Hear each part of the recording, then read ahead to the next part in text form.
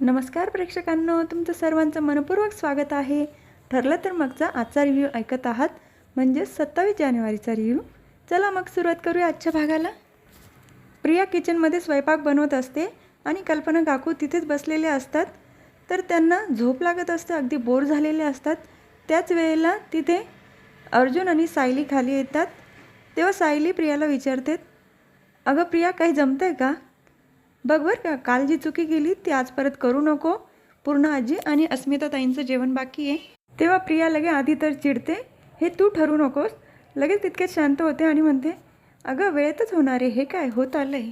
तिच्या चेहऱ्यावर स्पष्ट दिसत असतं की ती खूप वैतागली आहे. तर अर्जुन आणि सायली तिथून ऑफिसला निघून जातात. तेव्हा प्रिया विचार करत असते, हे नक्की ऑफिसलाच चालले आहे की अजून काही दुसरं कळालं त्यांना? म्हणजे नागोबा त्यासाठीच फोन करत असेल. म्हणजे मैपतनी तोंड उघडलं की काय? त्यानंतर ती पटपट स्वयंपाक करायला लागते. तर तिची फजिती बघून कल्पना काकूंना हसू येत असतं. तर दुसरीकडे बघायला मिळतं की अर्जुन सायली मैपत शिकरेच्या घराबाहेर आलेले असतात आणि तिथे इन्स्पेक्टर सावंत पण आलेले असतात. तेव्हा अर्जुन म्हणतो की सुमन काकूचं लोकेशन इथे मैपत शिकरेच्या घराजवळ कसं का आलं आहे? तेव्हा सायली म्हणते, कदाचित नागराज काका इथे आले असतील, त्यांनी सुमन काकूचा फोन इथे आणलेला असेल. तेव्हा लगे इन्स्पेक्टर सावंत म्हणतात की नाही, आता नागराज किल्लेदारांचं पण आम्ही फोन ट्रेस केला आहे, पण त्यांचं लोकेशन आता त्यांच्या घरी दाखवतं आहे. त्यानंतर तिथे चैतन्य येतो आणि तो कोर्टाची परमिशन लेटर घेऊन येतो. त्यानंतर इन्स्पेक्टर सावंत लॉक खोलायला जातात. नंतर सायली अर्जुनला म्हणत असते की तुम्हाला मैपतला भेटायला जायचं होतं ना, तर तुम्ही तिकडे जा दोघांनी आणि मी मैपत चिकरीच्या घरात जाते, कारण इन्स्पेक्टर पण आहेत. तेव्हा अर्जुन म्हणतो, तुला असं वाटतं का मी तुला एकटीला मध्ये जाऊ देईल? मागच्या वेळेला काय झालं होतं माहिती आहे ना? तुला जर काही झालं तर मी जिवंत नाही राहू शकत. तितक्यात लगेच चैतन्य म्हणजे जसं काही मी आहे इथे. त्यानंतर दोघांचं लक्ष चैतन्याकडे जातं. तर तो विषय तिथे बंद करतात. चैतन्य म्हणतो, ते काय ना वहिनी, कारण परमिशन लेटर अर्जुनच्या नावाने, तेव्हा अर्जुनला इथं राहावं लागेल. तर सायली म्हणते, असं असतं का? तर मग नंतर तिघं पण मध्ये जातात. तर दुसरीकडे साक्षी दाखवलेली असते आणि ती स्वतःच बोलत असते, अण्णांची ही अवस्था बघितली जात नाही आहे आणि मी कोणासमोर जाऊ शकत नाही आणि ती दामिनी अण्णांची केस घेणार नाही. तेव्हा मी काय करू? नंतर तिला विचार येतो की प्रियाला फोन करून बघते. ती फोन करणार, अण्णा काय बोलले ते आठवतं तिला. त्यानंतर ती म्हणते, नको, प्रियावर तर अजिबात विश्वास नको ठेवायला, पण करू तर काय करू? तर दुसरीकडे अर्जुन, सायली, चैतन्य आणि इन्स्पेक्टर सगळे मैपत शिकरेच्या घरामध्ये शोधाशोध चालू असते, पण त्यांना काही सापडत नाही. त्यानंतर सायलीचं लक्ष जातं त्या कपाटाकडे आणि त्याला 3 ड्रॉवर असतात. वरचं ड्रॉवर तर उघडतं, पण खालचे 2 ड्रॉवर काही उघडत नाही. तेव्हा ती अर्जुनला बोलवते आणि सांगते की हे वरचं ड्रॉवर उघडतं आहे, खालचे लॉक आहेत, यामध्ये नक्की काही असू शकतं. त्यानंतर इन्स्पेक्टर सावंत हवालदारला सांगून ते ड्रॉवर काढायला लावतात आणि तिथून खाली हात घालायला लावतात त्या दुसऱ्या कपाटामध्ये. तेव्हा तिथून एक बॅग निघते आणि त्या बॅगमध्ये सिटी हॉस्पिटलची फाईल असते. तेव्हा सायली म्हणते, हे हॉस्पिटल तर तेच आहे जिथून प्रतिमा आत्याचा मृतदेह सापडला होता.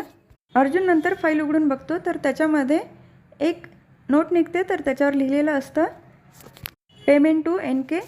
तेव्हा लक्षात येतं सायलीच्या, NK म्हणजे नागराज किल्लेदार असू शकतात. तेव्हा अर्जुन म्हणतो, आपल्याला शोधावं लागेल नेमका हा NK कोण आहे तो. त्यानंतर दुसरीकडे प्रतिमा आत्या आणि सुमन काकू दाखवले आहे. सुमन काकूंना घेऊन आलेले असतात प्रतिमा आत्या. तर त्या आग्रहाने सुमन काकूला जेवायला बसवतात आणि त्यांची आवडती बटाट्याची भाजी केलेली असते. तेव्हा सुमन काकू म्हणतात, वहिनी, मी केला असता ना स्वयंपाक. तेव्हा प्रतिमा आत्या म्हणतात, इतके दिवस तूच घर सांभाळत होती ना, आता मला करू दे, तू आधी बरी हो बाई. तितक्यात नागराज काका तिथे आलेले असतात.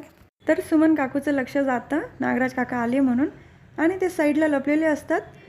तर लगेच सुमन काकू नाटक करायला सुरुवात करतात, तू जा इथून, कोण आहे तू, मी तुला मारून टाकेल, तुला बांधून ठेवेल, अशी आरडाओरडा करतात. तितक्यात तिथे रविराज काका येतात आणि ते पण तिला थांबवण्याचा प्रयत्न करतात. तर हे बघून नागराज काकांना चांगलं वाटतं की खरंच बॉस, सुमनच्या डोक्यामध्ये फरक पडला आहे. त्यानंतर प्रतिमा आत्या सुमन काकूला रूममध्ये घेऊन जातात. त्याच वेळेला रूममध्ये लगेच नागराज काका येतात आणि त्यांचं नाटक सुरू होतं, सुमन, मी आलोय, काय होतं आहे हिला, सुमनला काय होतं आहे? त्यानंतर प्रतिमा आत्या रूममध्ये घेऊन जातात. तर दुसरीकडे सचिन बसलेला असतो विचार करत, आणि तो म्हणतो काही जरी झालं तरी सुभेदारांच्या घरामध्ये घुसावंच लागेल, कारण श्रीमंत घरातली मुलगी आपली बायको आहे, याचा फायदा तर घेतलाच पाहिजे. तितक्यात तिथे साक्षी येते आणि ती म्हणते, अरे सचिन काय झाले? तेव्हा सचिन लगे मुद्दाम साक्षीला म्हणतो, काही नाही गं, आपल्या फ्युचरचा विचार करत होतो. तेव्हा साक्षी म्हणते, यात विचार काय करायचा सचिन, तू लग्न करणार आहे ना माझ्यासोबत? तेव्हा लगेच सचिन विचारात पडतो. त्याला ती व्हिडिओ क्लिप आठवते की मैपत चिकरेला अटक झालेली ती. त्यानंतर तो साक्षीला म्हणतो, मामा आलेत की आपण करू मग लग्न पण. तेव्हा लगेच साक्षी म्हणते, मामा कशाला पाहिजे? तेव्हा सचिन म्हणतो, अगं मला तुझा हात मागावा लागेल ना त्यांच्याकडून, आपल्या लग्नात कोणीतरी आपल्याला मोठं हवं ना आशीर्वाद द्यायला. तेव्हा साक्षी म्हणते, करेक्ट. तर दुसरीकडे मैपत चिकरे दाखवले. ते विचार करत असतात, साक्षीला सावध तर केलं आहे प्रियापासून आणि नाग्यापासून, पण मग तिने गाफील नको राहिला, तिच्याशी कॉन्टॅक्ट करावा लागेल. तितक्यात समोर हवालदार असतो, त्यांना आवाज देऊन घेतात ते. तर मैपत चिकरे म्हणतात हवालदारला, तुम्ही इकडे पनवेलमध्ये राहता का? तुम्हाला बघितल्यासारखं वाटतंय. पण हवालदार काही एकही शब्द बोलत नाही. तेव्हा मैपत चिकरे म्हणतात, कैदीबरोबर बोलायचं म्हणजे त्याला पण बरं वाटतं. तर दुसरीकडे बघायला मिळतं की अर्जुन, सायली आणि चैतन्य मैपत चिकरेंच्या घराबाहेर आलेले असतात आणि ते म्हणतात, याबद्दल सिनियरला सांगायला हवं. तेव्हा सायली म्हणते, आता आपण त्यांच्या घरी जाऊन सांगायचं का? त्यानंतर चैतन्य ऑफिसला निघून जातो आणि अर्जुन, सायली रविराज काकांकडे येणार. तितक्यात त्यांचा फोन येतो आणि ते म्हणतात की माझी मैत्रीण माहिती आहे ना तुला, श्रद्धा सायकॅट्रिस्ट, असं म्हणतो की तिला बोलून घ्यावं आणि सुमनला दाखवावं, कारण सुमनची अवस्था आता खूप दिवसेंदिवस खराब होत चालली आहे. तेव्हा लगेच अर्जुन आणि सायली विचारात पडतात आणि ते म्हणतात की डॉक्टर श्रद्धा जर तिथं आल्या तर त्यांच्या लगे लक्षात येईल सुमन काकू नाटक करत आहे. तर ते दोघं पण ठरवतात की डॉक्टर श्रद्धाला आम्हीच घेऊन येतो, म्हणून मी त्यांच्या क्लिनिकच्या बाहेरच आहे. तेव्हा रविराज काका पण म्हणतात, बरं ठीक आहे. तर दुसरीकडे साक्षी आणि सचिन बसलेले असतात. तितक्यात सचिनला फोन कॉल येतो आणि तो फोन रिसीव करतो. तेव्हा म्हणतो, असं कसं, माझेच बँकेतले पैसे काढायला मला इतका वेळ लागतो आहे, काहीतरी करा आणि 15 दिवसामध्ये होईल असं बघा, महिना म्हणजे खूप होतो आहे. तितक्यात लगेच साक्षी येऊन त्याला विचारते, काही प्रॉब्लेम झाला आहे का? तेव्हा लगेच सचिन म्हणतो, तू टेन्शन घेऊ नको, मी करेल हँडल. तेव्हा साक्षी म्हणते, अरे तू मला नाही सांगणार मग कोणाला सांगशील? तेव्हा सचिन म्हणतो, माझ्या तिकडच्या घराचा हप्ता पण भरायचा आहे आणि मी पैशाची सोय कसं काय करणार, माझा इथला खर्च परत. तेव्हा साक्षी म्हणते, तू मला सांग किती पाहिजे तुला? तर तो म्हणतो, मी आत्ताचे आणि मागचे तुला सगळे परत करेल. तेव्हा साक्षी म्हणते, अरे तू सांग तर खरं किती पाहिजे? तेव्हा तो म्हणतो 5 लाख रुपये. तर साक्षी म्हणते, एवढे 5 लाख रुपये सध्या तर नाही माझ्याकडे, मामा असते तर मग 5 लाख रुपये त्यांना काही वाटले नसते, पण आता माझ्याकडे नाही, सॉरी.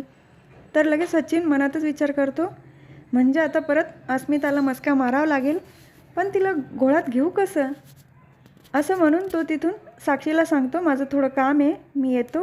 तर दुसरीकडे अर्जुन आणि सायली दुसऱ्याच डॉक्टरांकडे आलेले असतात आणि ते डॉक्टर म्हणत असतात की हो, माझं डॉक्टर श्रद्धांशी बोलणं झालं आहे आणि हे तुम्ही जे आत्ता सांगताय मला खोटं बोलायला, तर हे काय मला पटत नाही आहे. तेव्हा सायली त्यांना पटवून देते की सुमन काकूच्या जीवाला धोका आहे, म्हणून तुम्हाला हे करायला लावतो आहे, आम्हाला पण हे चांगलं वाटत नाही आहे.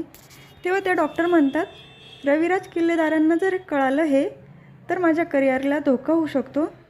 तेव्हा अर्जुन त्यांना विश्वास देतो की असं काही होणार नाही, तसं काही झालं तर त्यांना समजून सांगितल्यानंतर ते आपली कंडिशन समजून घेतील. त्यानंतर ते डॉक्टर पण तयार होतात. नंतर त्या रविराज काकांच्या इथे येतात. तेव्हा रविराज काका म्हणत असतात की डॉक्टर श्रद्धांबरोबर माझं बोलणं झालं आहे, त्यांनी सांगितलं होतं तुम्ही येणारे. सुमनची अशी अवस्था झाली, एकटीच बडबड करत राहते, आरडाओरडा करते, तर बरं वाटेल का तिला? तेव्हा लगेच त्या डॉक्टर म्हणतात, हो, सायली आणि अर्जुनने मला त्यांच्याबद्दल कल्पना दिली आहे, तेव्हा आपण एकदा त्यांच्याशी स्वतः बोलूया आणि बघूया. नंतर ते सुमन काकूच्या रूममध्ये जायला निघतात. त्यानंतर सुमन काकूंना त्या डॉक्टरांना बघून थोडंसं भीती वाटते. तेव्हा सायली त्यांना खुणवते. तेव्हा सुमन काकू पण शांत होतात. तर त्या डॉक्टर म्हणतात, मला सुमनताईंशी थोडं बोलावं लागेल, तुम्ही सगळ्यांनी बाहेर होता का? तेव्हा नागराज काका म्हणतात, नाही, मला इथे थांबावं लागेल, कारण ती बिथरेल, म्हणून तिला सावरायला इथे थांबायला हवं. तेव्हा रविराज काका म्हणतात, प्रतिमा, याला पण आपल्यासोबत बाहेर यायला लाव. नंतर ते सगळे बाहेर निघून जातात. त्यानंतर थोड्या वेळाने डॉक्टर बाहेर येतात. तेव्हा रविराज काका म्हणतात, काय डॉक्टर, सुमन बरी तर होईल ना? तेव्हा ते डॉक्टर म्हणतात, त्यांना मानसिक धक्का बसला आहे, मी काही गोळ्या लिहून देते, त्याच्याने पडेल फरक. लगेच नागराज काका त्यांचं नाटक चालू होतं, डॉक्टर मला सुमनची खूप काळजी वाटते, ती बरी तर होईल ना? तेव्हा ते डॉक्टर म्हणतात की याच्यातनं थोडं बाहेर पडायला त्यांना वेळ लागेल.